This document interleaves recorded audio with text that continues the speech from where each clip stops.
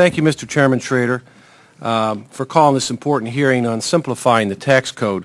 For American small business, I'd also like to extend my thanks to our witnesses today, especially our friend from my constituent from my district, who's taken the time out of their schedule, will provide us some important testimony today. The present tax code, it's hard for me to believe, but I wanted our people to look at that, has 67,000 pages long, 67,000 pages. The Internal Revenue Service says it takes an estimated 37 hours to complete the 1040 short form, the most basic tax return that we have.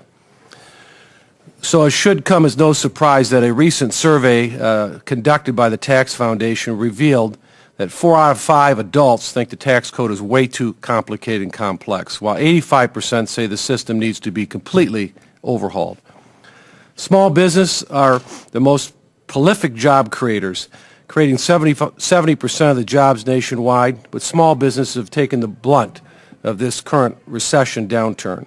I know my experience being involved with the Florida Chamber, the chairman of that, about 4 or 5 years ago.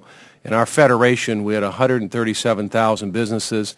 Most of them were small business, 90%, 50 employees or less, and as I stated earlier, created 70% of the jobs. It does concern me that the administration has proposed several tax changes or policy changes that I think will have a very, very negative impact on small business. Instead of raising taxes, we should be encouraging an environment that creates jobs and investment. I know myself, being in business for 30 years as someone self-employed, I can tell you most small businesses have pass-through income. And so someone making $200, a lot of these small businesses might make $400, but they only take home $60, $70. They're putting the money back in there.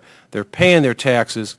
Most small businesses are sub-S, LLCs, partnerships, sole proprietorships, and that is all pass-through income. It's a job they can't create. It's a piece of equipment they can't buy. While Fortune 100 businesses hire an army of lawyers and accountants to find loopholes, exemptions, deduction in the tax code, small businesses are forced to dig deep into their pockets for help and simply just trying to comply with the law. So I look forward to the hearing today with our witnesses, and I yield back.